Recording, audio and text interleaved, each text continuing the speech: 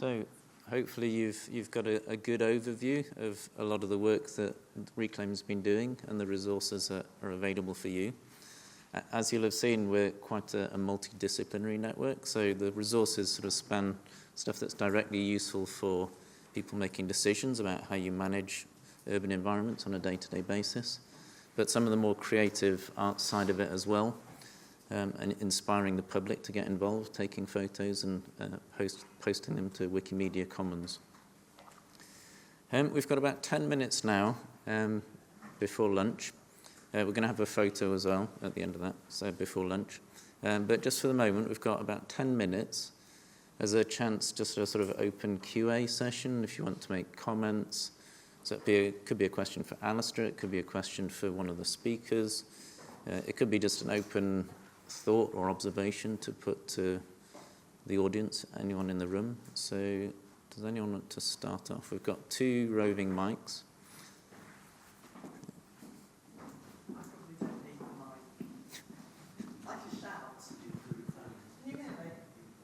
We'll use the mic. We'll use the mic.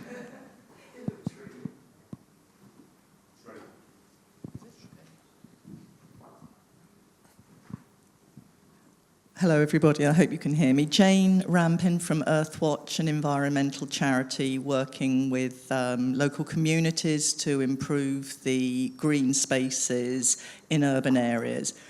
One of the things that frustrates me enormously, and I really wanted to know whether anybody else is perceiving this, is there are multiple initiatives being led from a central government level, local nature recovery strategies, green towns and cities. There are all these new initiatives being launched, none of which seem to link up or overlap or have any coherence.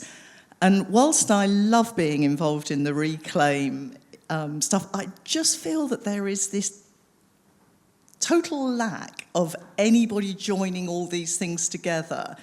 And I feel that they're a little bit diluted as a result. So anyway, that's my comment, and I suppose it's a question back to other people, really. Oh, and there's no funding for any of them from central government, which is another massive problem. So does anyone want to chip in along those lines? Has anyone experienced something different? We are sort of going to discuss some of these issues in some of the panel sessions, perhaps a bit later today. But yeah, I mean, I can sort of give just a brief thought from a Reclaim perspective in that, you know, we've got a stated focus on the forgotten towns and cities, and I guess our observation was very similar at the start, was that there are some pots of money, they tend to be big pots of money, and they go to big cities, and it was the sort of smaller towns and urban areas that weren't really kind of tapping into that. So that's sort of a bit of a kind of gap that we saw from our perspective, but that sort of matches with your observation. I don't know what the answer is.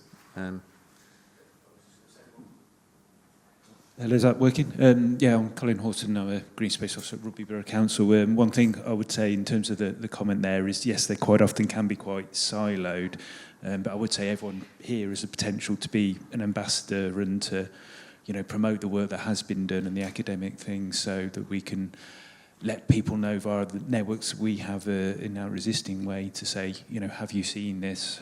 You know, there is this evidence that's already here, there is this push on that front, and certainly for myself, I'm a green flag judge. If people are aware of the scheme that's run by Keep Burn Tidy, it's all about sharing practice there. Also a member of the Midlands Parks Forum via our local authority will be shouting via that. APSI as well, so there's lots of different other networks that hopefully we can promote this and get the word out there, because I think things like the CBD things, those are going to be invaluable, I think, for lots of organisations that couldn't necessarily afford to bring people in to do bespoke training on those things, but to bridge that gap in knowledge that's out there. Is there a so I'm just being sort of slightly controversial here, but, you know, is there a sort of, is it that the solutions need to be horizontal and that you have different solutions at local level to national level?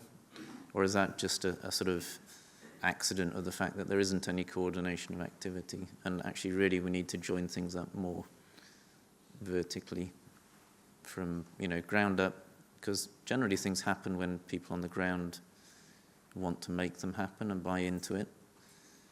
But you do need the funding and the coordination to sort of link up to initiatives and tap into those networks. So, Laurence, on that point, I'm just getting feedback on this. do you want the mic? If you've got another question or comment, just put your hand up so that we know where to go next.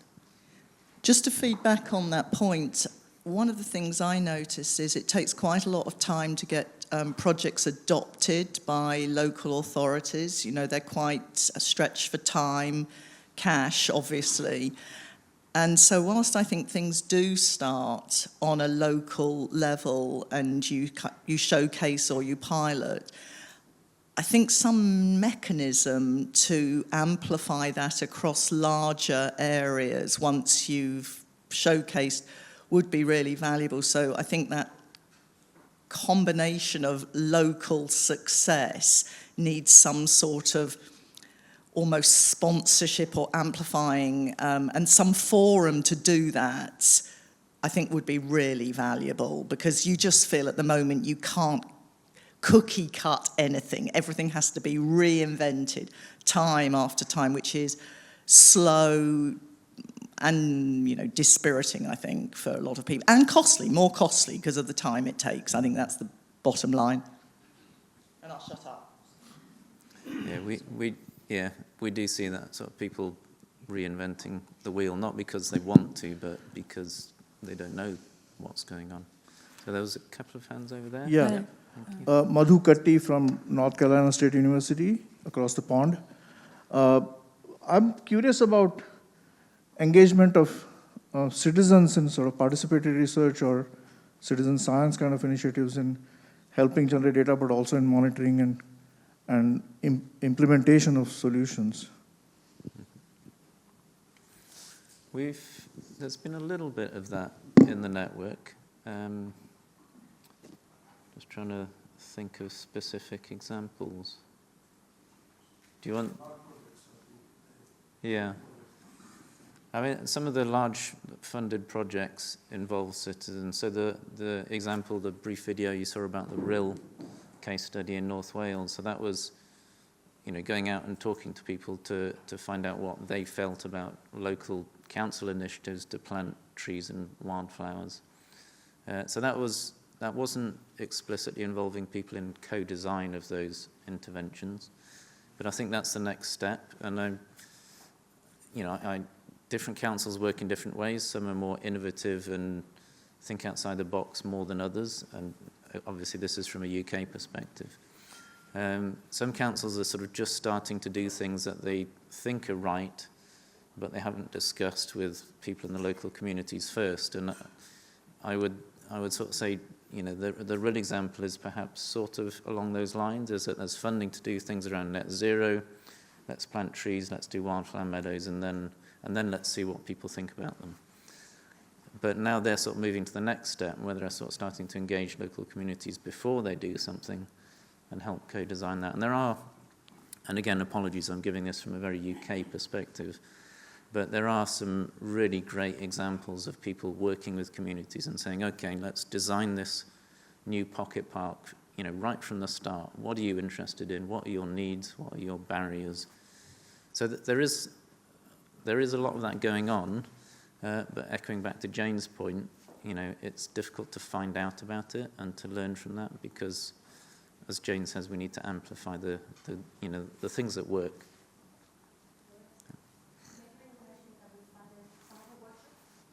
Do you want to come up and use the mic? Just to say that some of the workshops that we funded, and how many workshops? 12.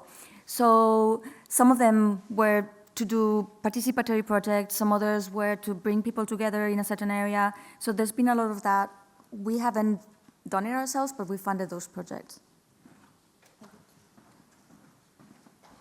I'm Charlotte Glazier, and recently set up UK pocket park's a bit ambitious, but the idea was on the back of research I did with the Natural Environment Investment Readiness Fund, where I sort of pioneered some ideas about scale up of green infrastructure.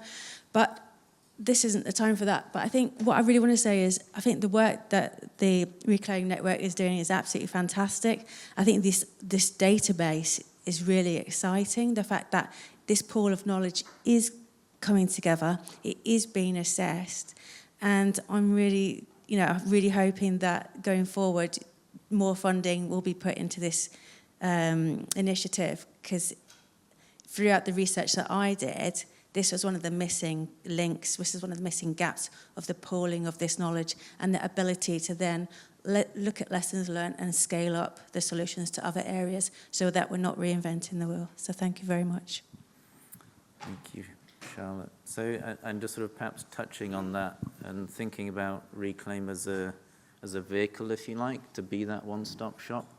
So it's a chance for, like your project, other projects, to, if you've got case studies that are relevant and you want other people to hear about them, put it on the website. And if, there's a form there to put details on there, but if the form doesn't work for you, let us know and we can think about a different way to kind of showcase what you're doing. So that, that's what we're sort of thinking about, how the network can be used going forward. And this sort of vehicle for you as network members to promote what you're doing and help other people find out about your, what's worked for you. I think that's definitely something we're going to focus on in the next stage. Let's have just one more question. Sethi from IIT Bombay. Thanks for the invitation to be here. Just a couple of things in response to maybe parallel some efforts we are putting at Mumbai right now for the air quality. We just recognizing that if you walked into a municipal corporation or an urban local body office and you asked who's working in the area of water, wastewater, solid waste, some hands would go up. But when it came down to air quality, there isn't anybody whose accountability it was. So in response to some of the feedback that was given, they now have set up an air quality cell. They have a huge garden department, but I don't think the garden department is looking from the perspective that we are looking at over here.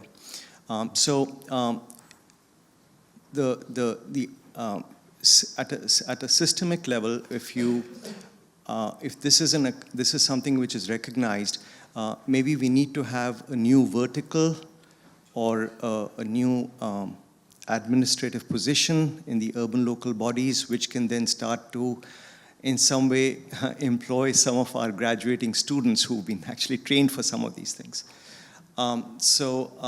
That's where I think, as a body of, from the education perspective, from the university perspective, we can bring that awareness, make a request for it, and then have that be put in structure. It'll take some time, but I think that's the way to go.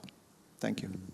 Thank you for your comment. That's really important. That's sort of thinking about how we can change, structures throughout society and all that, as not civil organization, to try and make more of this joined up.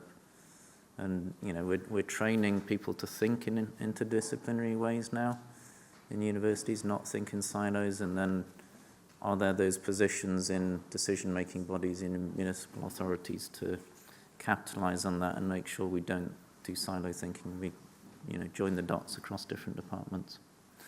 Thank you, and thank you all for your questions. So we're going to break for lunch now, but before we do that, can we all gather, take advantage of the sun in Guildford, and all gather outside the front for a group photo. Thank you.